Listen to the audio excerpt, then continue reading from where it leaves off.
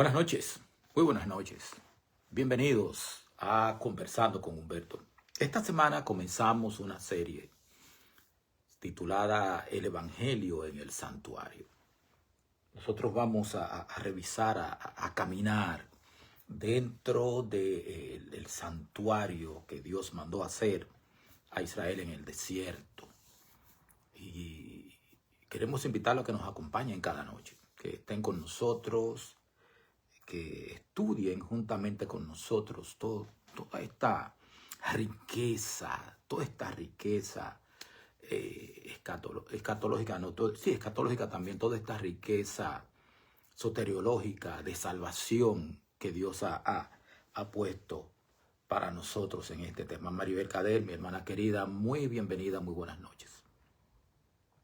Así que si ustedes me permiten, yo voy a orar para iniciar. Señor y Dios, humildemente te pido tu dirección, porque soy incompetente e incapaz para esto, pero invoco la dirección del Espíritu Santo que capacita, que llena, que da sabiduría, que da conocimiento, que guía a toda verdad. Perdóname y sé conmigo en el nombre de Jesucristo. Amén. Bien, hay verdades que son tan grandes,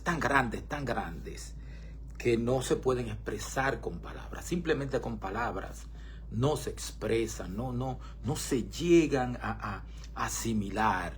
No se llegan a asimilar.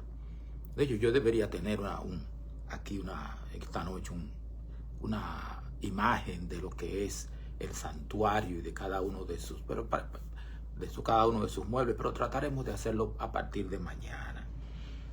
Pues si estas verdades tan grandes, Dios decidió mostrarla, no solamente a través de muebles, sino de un santuario, un edificio donde nosotros pudiésemos entrar y entender el plan de salvación y entender un poco lo que Dios es, cómo Dios nos quiere salvar. Así, de esa manera nació el santuario.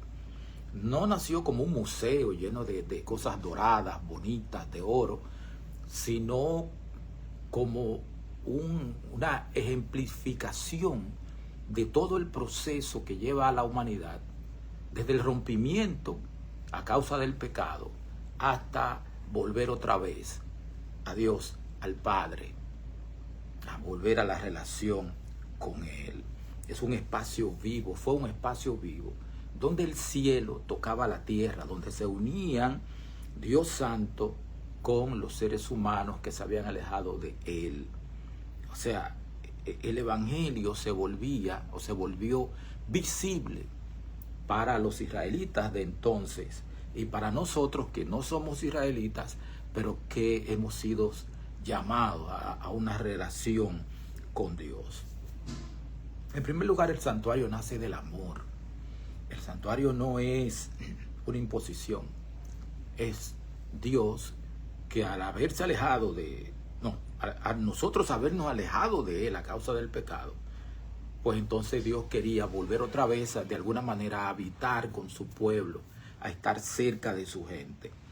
Entonces, Dios no pidió un edificio, Dios no pidió un santuario, un lugar, porque Él necesitara, porque le faltara un techo.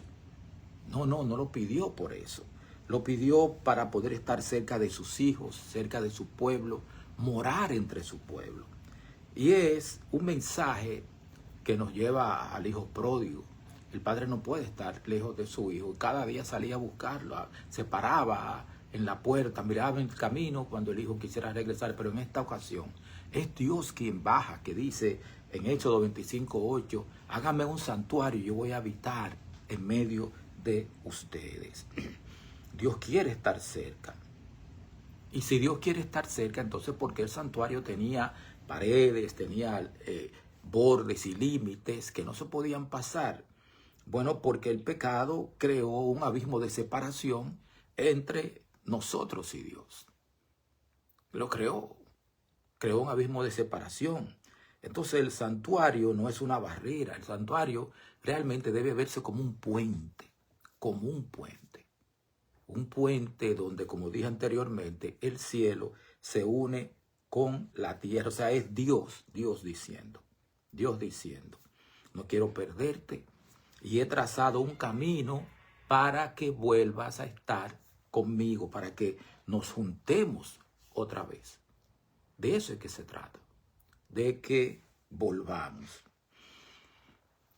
Y esta noche vamos a hablar del altar de los sacrificios.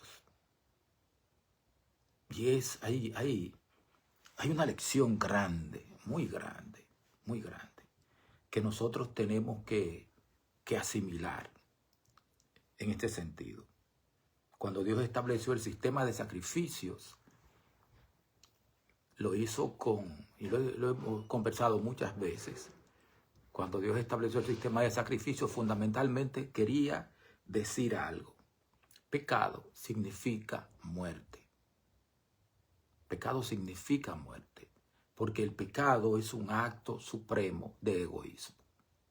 Es ponerme yo por encima de Dios y por encima de mi prójimo. Eso es el pecado. Si usted revisa la ley de Dios, va a encontrar que tiene 10 mandamientos. Los primeros 4 norman nuestra relación con Dios. Los siguientes 6 mandamientos norman nuestra relación con el prójimo. Están los fundamentos, las 10 palabras. Entonces, cuando nosotros le damos la espalda a Dios, buenas noches, mi querida hermana. Cuando nosotros le damos la espalda a Dios, nos estamos poniendo nosotros en primer lugar, por delante de Dios. Y cuando nosotros violamos cualquiera de los siguientes 6 mandamientos, nos ponemos nosotros por encima de los demás. Nos ponemos por encima de nuestro Padre, nos ponemos por encima de la vida de nuestro prójimo, nos ponemos por encima de los sentimientos de nuestro prójimo, de los bienes de nuestro prójimo, de la reputación de nuestro prójimo y de cualquier cosa que sea de nuestro prójimo. Le quitamos a quien ama y todo ese. O sea, es romper, hacerle daño al prójimo. Y ese egoísmo que Dios llama pecado, porque el pecado es egoísmo. Ese egoísmo es lo que Dios, como dije, llama pecado y nos separa de Él. Nos aleja de Él. No somos semejantes a Él, aunque creamos que somos superiores a Él. Y eso tiene una consecuencia. Y la consecuencia es la muerte. No la muerte que morimos todos los días. Tiene una consecuencia mayor, que es la muerte eterna. Eso terrible. Mirta Félix, muy bienvenida, mi hermana querida. Bendiciones para usted. Entonces, en el sistema de sacrificio, el pecador que sabía que era pecador, que sabía que había sido egoísta, que sabía que se había puesto por encima de Dios, que se había puesto por encima del prójimo, esa persona venía al santuario. Venía al santuario porque sentía que era culpable. Sentía que era culpable. Entonces, el santuario es el mapa de regreso a Dios. Es el mapa que muestra el camino hacia el corazón de Dios. Y aquí, en el santuario, el orden de los factores sí altera el producto. Porque había un orden en el santuario. Si usted se fija en el santuario, en la disposición de los muebles del santuario, esposa, muy bienvenida. Gracias por estar aquí, esposa querida. Si usted se fija, todos los muebles del santuario estaban dispuestos en forma de cruz. El altar de los sacrificios, seguido del lavacro, se entra dentro del lugar santo. Hay 3 muebles que están como horizontal, en sentido horizontal a los muebles primero, que es desde la izquierda el candelabro, en el centro está el altar del incienso, a la derecha está la mesa de los panes de la proposición, y luego cruzando el velo del lugar santísimo está el arca con el propiciatorio. Eso es una cruz. O sea, el santuario era el evangelio hecho figuras. hechas figuras. Eso era el santuario. Entonces, en el diseño divino, lo primero era el altar de los sacrificios. ¿Por qué? Porque para poder beneficiarse de todo lo que el santuario ofrece, primero había que reconocer algo. Yo soy pecador, yo necesito un salvador. El pecador tenía que satisfacer. Robert García, bienvenido, ministro. El plan de salvación, exactamente, gracias. El altar es el reconocer. Cuando el pecador llegaba, reconocía que era pecador, que había violado la relación con Dios, el pacto con Dios, la relación con su prójimo, la había violado, había sido egoísta, se había apartado de Dios. Y era lo primero que hay que hacer, es lo primero que hay que hacer. Necesito morir, pero no morir físicamente, porque Dios estableció el sistema de sacrificio precisamente para que el ser humano no tuviera que morir. Era una representación de lo que iba a pasar luego. Era una representación o un mecanismo para que el pecador, el humano pecador, no tuviese que pagar, no solamente cargar con la culpa y sentirse mal por lo que había hecho, para liberarlo de esa culpa, sino también para evitar que tuviese que pagar la pena final, que es la muerte eterna, la segunda muerte, tal y como está en Apocalipsis, capítulo 20. Dilaure Suriel, muy bienvenida, mi hermana. Entonces vamos con el proceso. El proceso era el siguiente. Juan Pérez peca, ya sea que robe, ya sea que mate, ya sea que adultere, ya sea que calumnie, que le falte a sus padres, o que codicie, o que le dé la espalda a Dios y decida adorar ídolos o cualquier cosa de esas. Y el hombre reconoce que pecó, que fue egoísta. Entonces ese hombre siente que es culpable, y porque realmente lo es, siente que es culpable. Pero Dios estableció un sistema de sustitución. Así que Juan Pérez busca un cordero sin defecto, que esté perfecto, que no tenga ninguna enfermedad, ni que le falten dientes, ni pata cabrada, ni nada de eso, perfecto. Y va al santuario.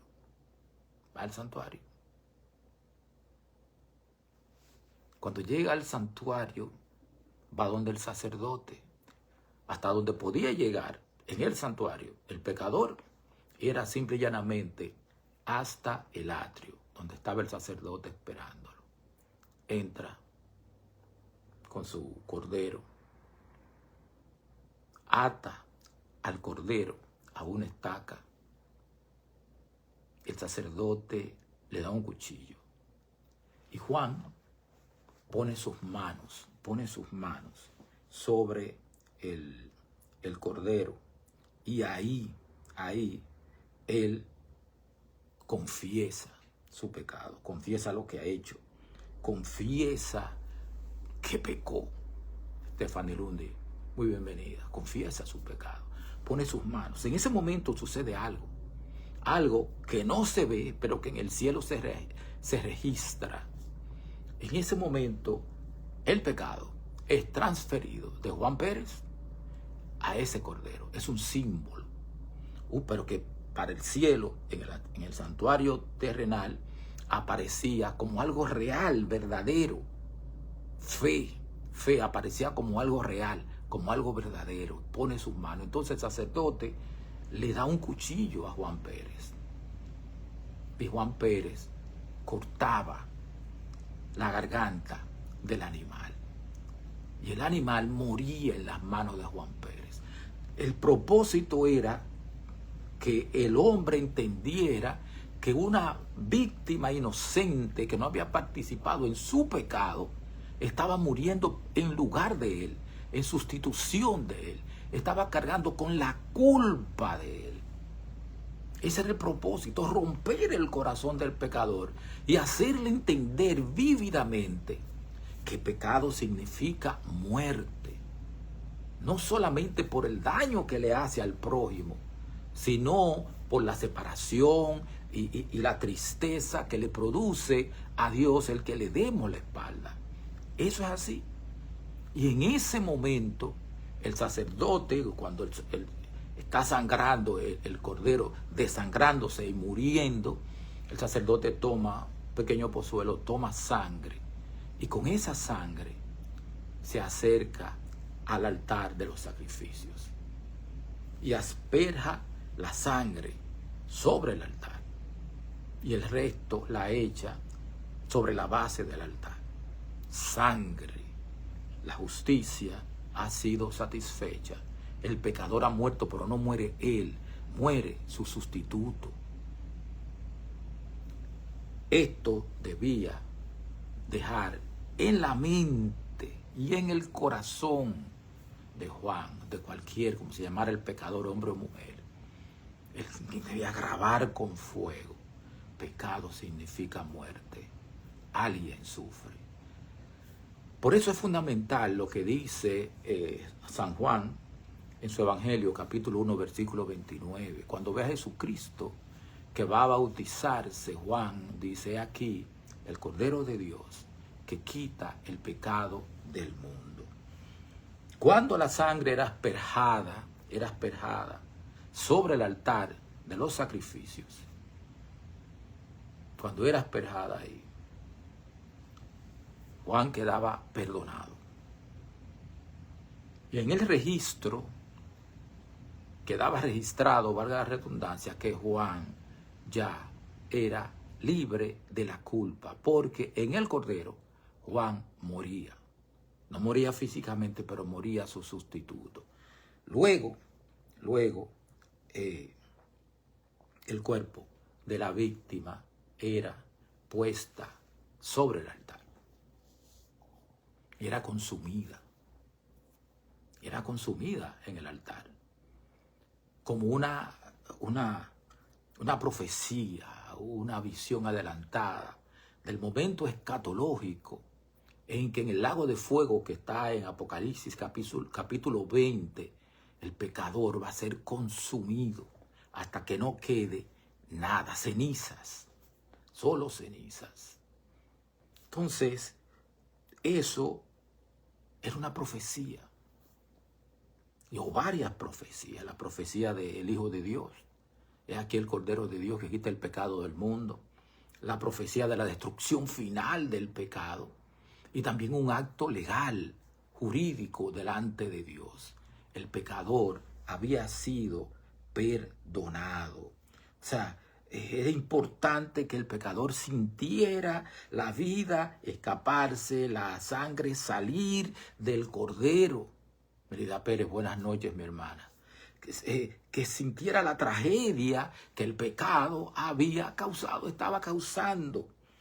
Porque Dios quiere que la gente entienda algo que no se aprende solamente con palabras. El pecado no es un error, el pecado es un crimen, el pecado es una tragedia. Y ese crimen siempre le cuesta la vida a alguien. Dios no perdona diciendo: está bien, dejo eso así. Está bien, deja eso, te perdono. No. El pecado tiene que ser pagado y cuesta la vida del pecador. O la paga el pecador, o la paga alguien en sustitución del pecador. Y eso es terrible. Eso es algo. El fuego representa en el altar el juicio. Y ese juicio no cae sobre el pecador, cae sobre el sustituto. El juicio que debería caer sobre Juan Pérez cae sobre el Cordero. El juicio que debería caer sobre mí cae sobre Jesucristo, porque Jesucristo en la cruz del Calvario no murió solamente la muerte que morimos todos, murió la segunda muerte, porque Él, al ser Dios, podía sobrevivir a la segunda muerte, y al no tener pecado tampoco, sobrevivió a la segunda muerte, y es esa justicia la que se nos imputa a nosotros, no solamente la justicia de una vida sin pecado, sino también la justicia de una vida indestructible que pasó por el fuego de la segunda muerte y sobrevivió, porque es Dios. Y todo eso es lo que se nos imputa a nosotros. Ese es el evangelio. Tú traes el pecado, tú traes la víctima, tú confiesas tu pecado, tú reconoces tu culpa, pero tú no puedes salvarte a ti mismo. Cristo toma tu lugar, el lugar tuyo, el mío, de los pecadores. Cristo toma ese lugar. Cristo presenta la sangre, Cristo recibe el fuego y tú recibes el perdón. Yo recibo el perdón. El pecador participa, pero no redime.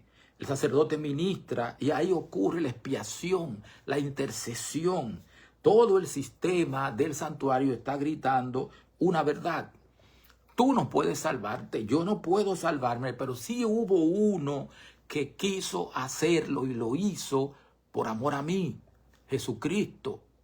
Jesucristo.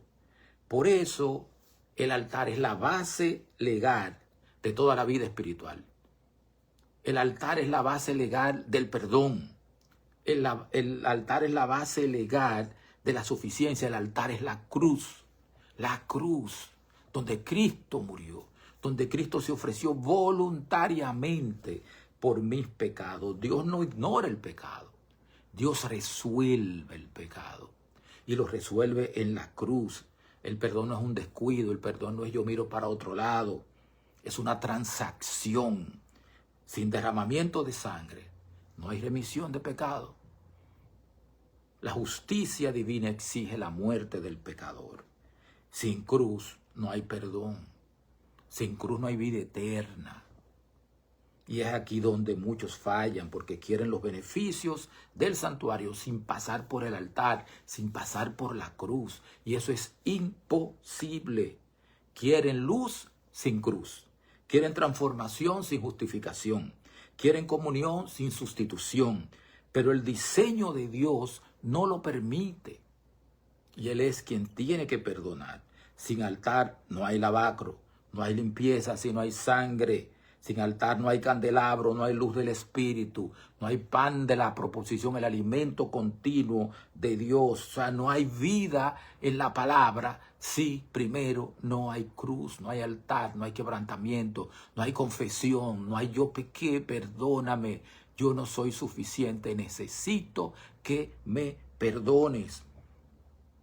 Eso era sagrado, era y sigue siendo, y lo será hasta el final sagrado.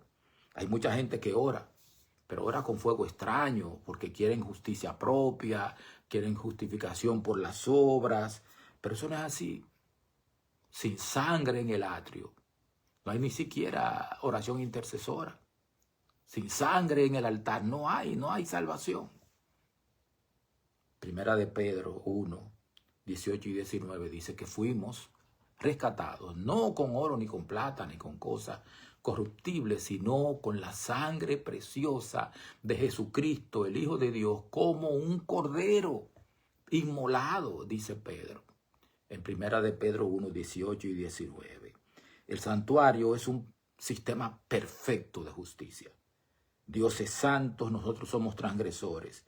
Y el altar le provee a Dios permiso legal para que la gracia fluya sin violar la justicia divina.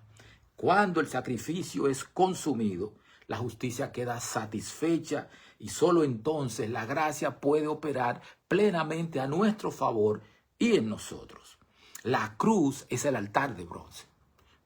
Cristo es el cordero inmolado. Cristo es el cordero inmolado. Es el momento donde en el altar, en la cruz, donde todo se enciende. Por su sangre el lavacro limpia, por su sangre el Espíritu Santo ilumina, por la sangre la palabra alimenta, por su sangre la oración sube. Todo depende de ese momento en el altar de bronce, en la cruz del Calvario. Todo pasa por ahí y ahí inicia todo.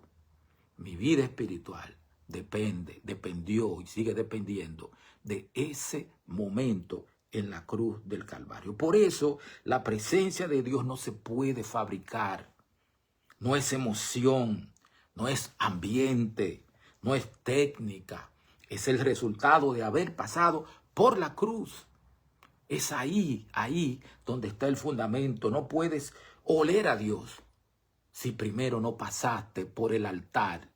Si no pasaste primero por la cruz, por el altar. Alberto de Pradel, buenas noches, mi hermano querido. O sea, no hay manera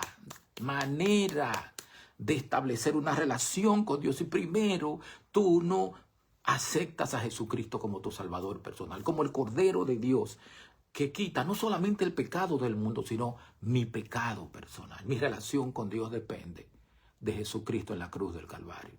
Depende del altar de los holocaustos, donde el Cordero, la sangre del Cordero no solamente era asperjada, sino el cuerpo del Cordero era consumido completamente.